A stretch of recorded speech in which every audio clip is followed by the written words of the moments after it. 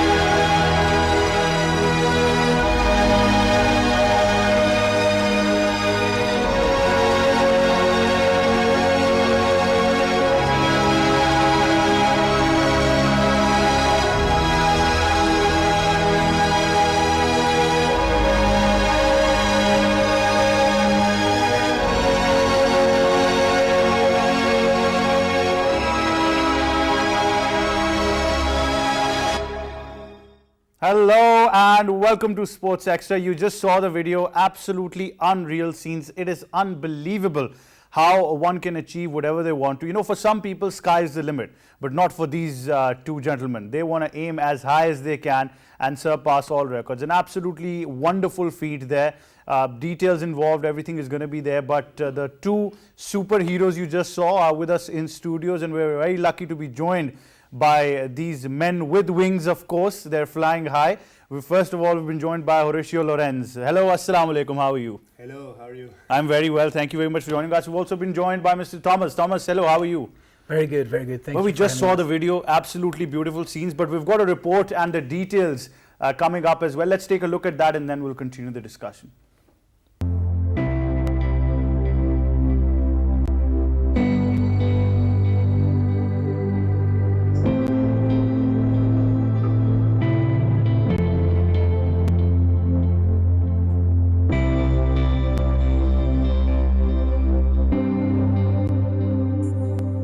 With the goal to fly in the face of K2, paragliders Tom DORLODOT, Raymond Mireles and Horatio Lorenz reached world's second highest mountain and accomplished this next to impossible feat. However, their goal to fly at the highest altitude to break the world record is still yet to achieve. The last 3 weeks were spent by the adventurous trio flying new lines by paraglider, collapsible foot-launch wings relying on pockets of warm air to climb above Pakistan's famously spectacular mountains. With much challenging conditions and bad weather, the trio achieved what sounds almost impossible. Hiking up to the launching areas that are usually 800 meters high, carrying heavyweight gear, the team launched by inflating their wings above their heads and running down a steep slope and then soaring high into the air, accomplishing their goals in the face of breathtaking views on one of the highest altitudes of the earth. Going to the K2 for the third time in this trip. The cloud base is quite low, but who knows, we need to try, we need to believe. Let's go again! The team enjoyed 10 great flying days. On 3 occasions they got to K2, on 4 they made the Broad Peak, and some they tagged both on the same day. They've also explored close to Mustaq Tower, Geishebram and Meshebram.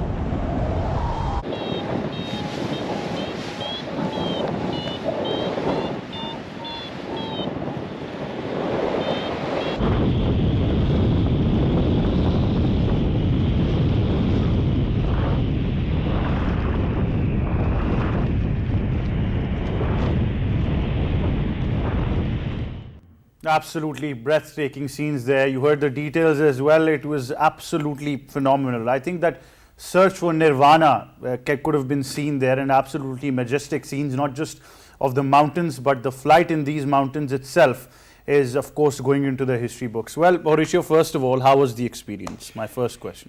Well, the experience to fly here in Pakistan is every time beautiful, of course. I've been here already 3 times, 3 of them with my partner Tom, who has been here even more times. And this time was special because we were at the Baltoro Glacier, and Baltoro is one of the most unique and the most lost places in the world to fly paragliding. And actually it's one of the best places as well to fly because the conditions are amazing. But still, like we had to be under the tent with rain for a few days as well, and the adventure is being long, already 1 month, and we have a lot of stories about it. Tom, what's the biggest challenge when you see flying at this altitude in these conditions? It's a very good question. There's so many challenges actually.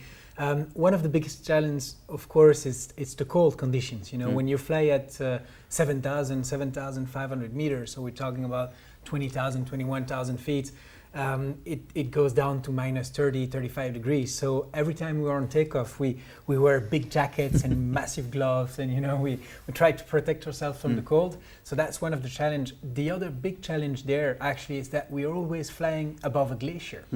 And this glacier, there's just no landing zones.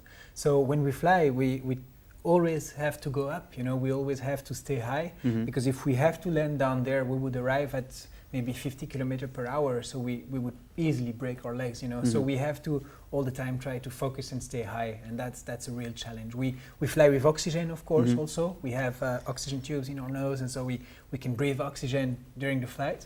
And it's been very challenging also because no one has been really there before. You know, a few pilots entered the Baltoro Glacier, but the lines that we've been flying were flown for the very first time. So Virgin lines that you flew in as well. Yes, we really felt like explorers. You know, like in the good old times. We were flying up there and we were looking around, and many times we were talking on the radio with us, and we really felt privileged. You know, to be there and to witness so much beauty. You know, just to tell you one story, when we were on K2, soaring just next to the faces of K2, we could see Nanga Parbat, 185 kilometers. Killer mountain, yes. Yeah, it's incredible. Like you can see as far as, you know, those mountains. We were flying. We could see China size. We could see India also, and it's a mind-blowing experience. It is truly. But obviously, Tom, like he said, he mentioned in his statement as well, where he said that we felt like explorers. I think they can't feel like explorers. They are explorers. So they, of course, explore the beauty of these mountains and obviously the air and everything involved as well. But paragliding itself has its challenges, like Tom is also telling us, and you probably have an experience of flying in many parts of the world. How does Pakistan become so special? Obviously, your third time now, and then aiming for a record to be the first ones to go into that altitude.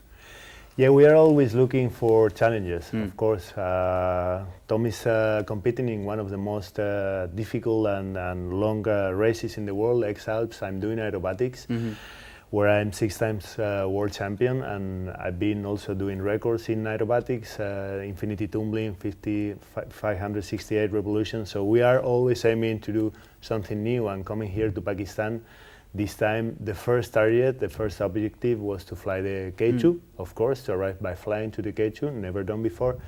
And we did it 4 times. We've been 4 times at the K2, imagine. 5 times at the Broad Peak, 1 time at Gasherbrum 4, Mustek Tower, Trango Towers. So for us just to be there flying these mountains, it's a dream came true completely. You know, for any paraglider pilot in the world could say you the same, because it's a dream. If we add also the challenge of difficulties, like Tom was saying, landing zones and oxygen and cold temperatures, there is even more, no? But also, like, we want to reach the altitude world record, to be honest, 8,407 meters by the French Antoine Girard, friend of us. But the conditions were not good enough on top, on the altitude. When we were flying high, no, in the altitude parts of that mountains, there were no wind at all. And when there is no wind, the thermal is below, is finishing at the cloud base, and there is no wind, you cannot do anything to go higher. We try everything. We try to soar every corner of that mountains. That's why we have so many wonderful images, but it was not possible. And maybe this will be a good reason to come back, who knows. Definitely. There is still a challenge up for grabs, but at the same time, I think they've documented so many special memories and breathtaking visuals at the same time as well that obviously you can see. And like we mentioned that, you know, the quest to actually go higher or achieve even more is something that makes adventure sports so unique and so fun. And the people involved absolutely putting everything up for grabs. But like Horacio mentioned, he's an aerobatics expert, so it was very, I think, hard to keep him not doing aerobatics at that altitude. Obviously, you need stability and everything involved. But coming back again has to be one of the goals now, trying to do it again. But then what you've documented, like you've mentioned, is something that can even inspire the paragliding fraternity in Pakistan as well. Yeah, exactly. I mean, we always say that the mountains, they stay there. They're not moving. So we know we can come back, and we will come back. I came back here 7 times already. And I have to say, I mean, beside the fact that paragliding here is probably one of the most incredible experience you can have, the hospitality of the local people has just been amazing. And the help of the local community and the paragliding community and, the Paragliding Federation, they've helped us so much to get everything ready, to work on the logistic, to get the paperwork down, the authorization and everything. So it was a really, really good experience for us. And that's why we want to come back. We have already some ideas, some flights we want to do. We would like to link all the 8,000 meter peaks by some, flying around and try to fly Nanga Parbat and all the other peaks. And we will come back for altitude, I think, because it's still to be done. But for now, we come back and we bring some amazing footage. And we can see that we are trying at least to inspire the younger generation. Well, it's a bit funny because you had beautiful weather, but not beautiful wind, which you needed. Yeah, but it's part of the game, Yeah. It's like if you climb high mountains, maybe you have snow or you have bad weather 4 or 5 days, just sit in your tent, and that's how it is. You just have to be in those areas, you have to stay humble. We're talking about big mountains and remote areas. Anything happens to you there, and at the end of the day, for us, the most important thing is to come back home, to come back in one piece and to be able to tell the story. Yeah. So, of course, we are extreme sport athletes, but we're not crazy. We like to share the stories and we like to come back. And in one piece. In one piece. And for us, we did one big flights that we call the Grand Slam, a little bit like in tennis, when you win the 4 big tournaments, where we flew the Mustak Tower, K2, Broad Peak, and Gasherbrum in the same day. And that's in our wildest dream. We never thought about, we never even thought it was possible. We with the sheer distance and everything involved. It's complicated, Yeah. like to go from one to the other. When you enter K2 area, it's a massive fridge. It's only snow around there. There's not many thermals, as we call it, to go up. And actually, that day we were flying with Horacio, and we saw a bird turning around and flying at 7,000 meters, and we joined him into the lift, and we flew with the bird. And definitely. We're just going to go towards a short break, but the stories are going to continue. Stay tuned to Sports Extra.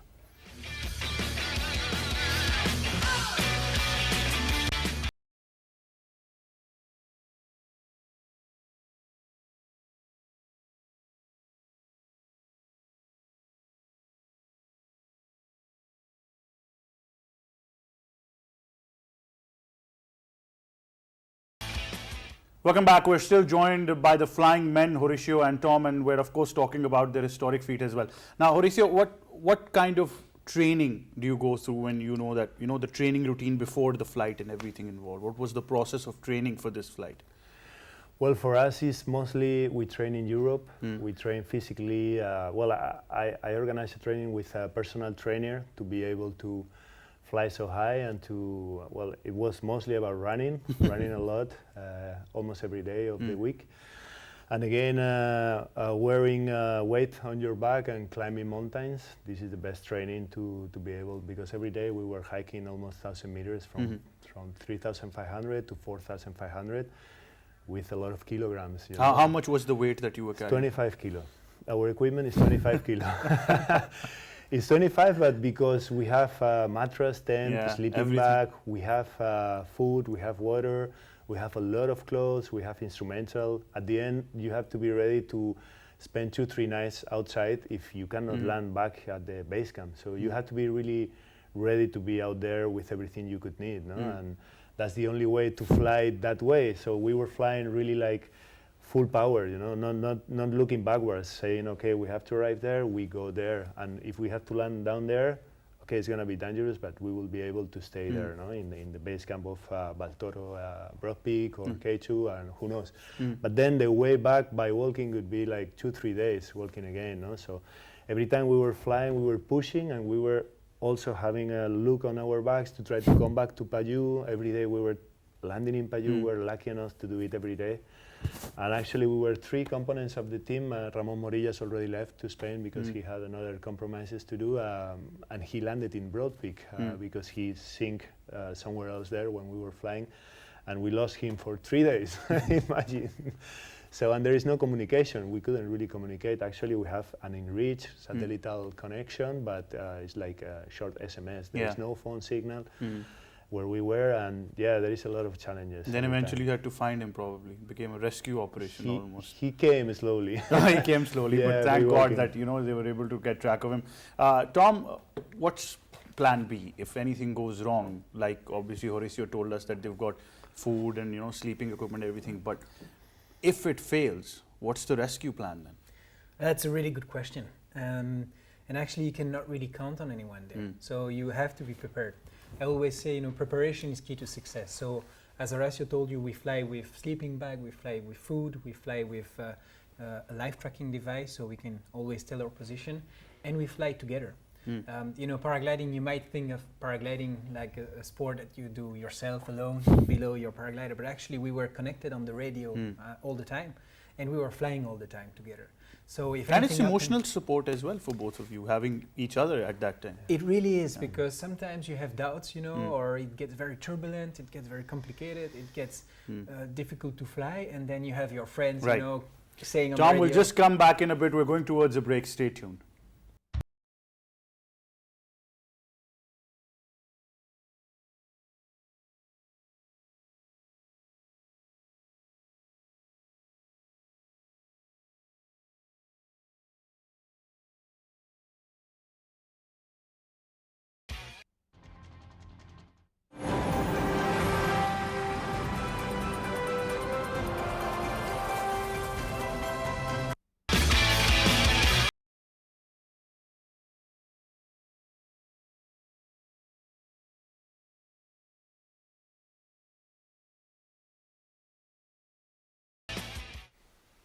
Welcome back. Now, so Tom, you would like to continue what you were saying, and obviously having a team to fly with, it's just like your co-pilots in one plane. Exactly, it's like a co-pilot, and when one of the 2 pilots go down, the other one is cheering on the radio. Okay, come on, you can do this. You can go higher again, and so we help each other a lot, and we also always check for safety. In case anything happens, we know someone will be there to try to take care.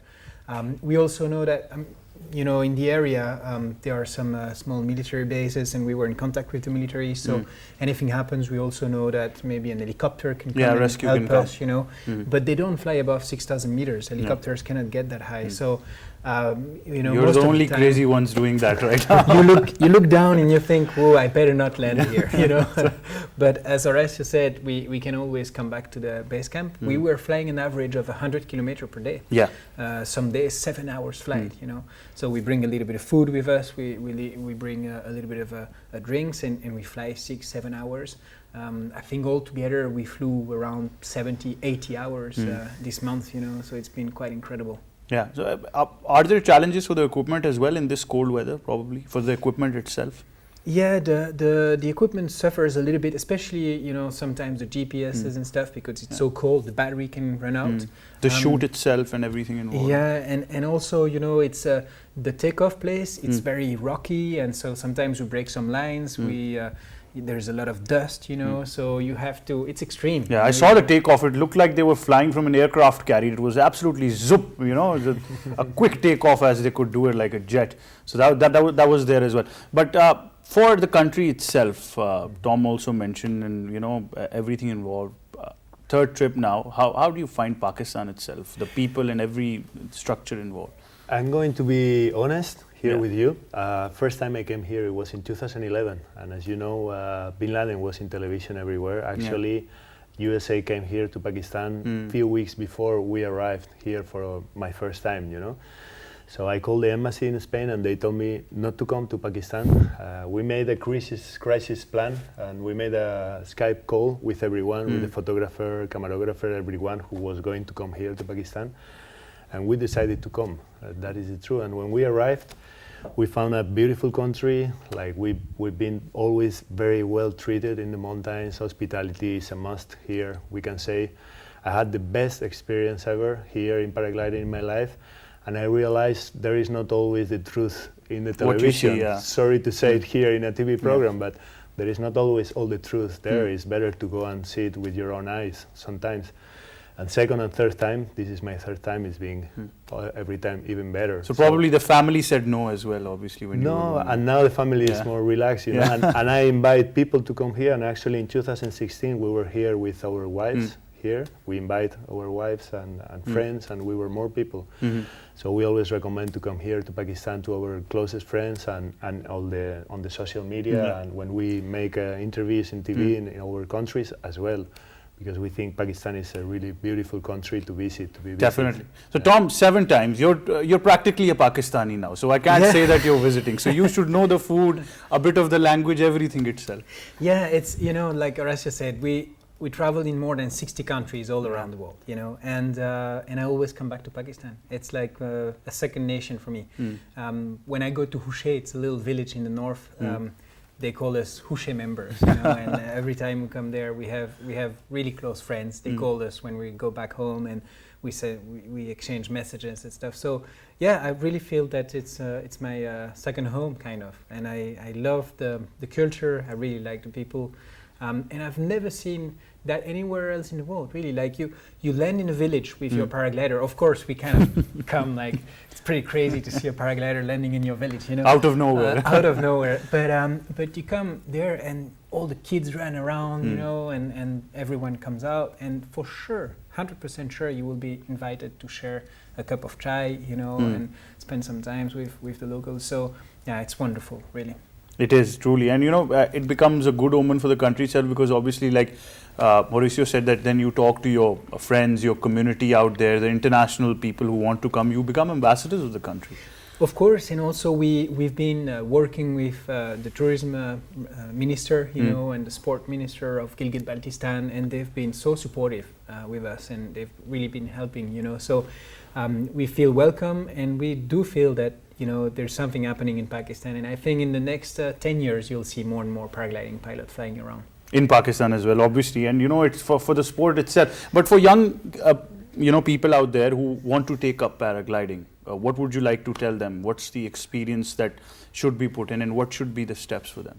Well, they have to contact the local clubs here. There are many clubs, yes. Many clubs here. Yesterday we were in one of them doing a speech, motivational speech about the trip, and also explaining them how to pack the rescue. So there is a community of paraglider pilots here in close to Islamabad and in different parts of the country. And this is the first step to contact them, probably by email, through social media or through websites, and then go there, see what they do, maybe try a tandem flight. Tandem flight is the best experience you can have. You have nothing to do, just to enjoy. You sit and you fly. You know? You're a passenger there. Yeah, as a passenger. It's the most beautiful thing that you can share as a paragliding pilot, a tandem pilot, to everyone, to anyone. So maybe next time we come, we invite you to fly with us. I would definitely love it, you know, but obviously with the Horacio, I have to be careful. The acrobats can happen anytime, so I have to be prepared, you know. So, but I would love that experience. But Tom and Horacio, mucho gracias. It was great having you on the show. And I think what you do is you've not just set records at the same times, but you're going to be inspiring generations, not just in Pakistan, but all over, to take up this challenge. So it was great having you on the show. Thank you very much for being with us. Thank you for having us. Thank you. Thank you. It was an honor, of course. And now you've learned from the flying men themselves. I think they should just have that tag now, flying men. But they've done it. And I think the things you do in life all matter, but these certain things will surely make a difference. And for all you paragliders out there, and as Tom also mentioned, and so did Horacio, that you know, if you're doing any kind of sport yourself, even if it is paragliding, you just need to connect the dots, join a club, start your training, obviously come to that level where you're experienced enough, and then obviously you can take up a challenge anywhere in the world, and that's what makes it so special. But the fact is that Horacio and Tom, like I said, are going to inspire generations. This video is going to be playing all around, and I think people are going to keep watching this, because what they've documented is absolutely out of this world. So I think as far as people can remember, they will remember these two gentlemen and enjoy these visuals that are, you know, out of this world, and that's why they need to call themselves explorers now. Explorers in the sky. I think that really sums it up. But that's it for this edition of Sports Extra. Join us tomorrow once again. From me and the entire team, it's goodbye for now.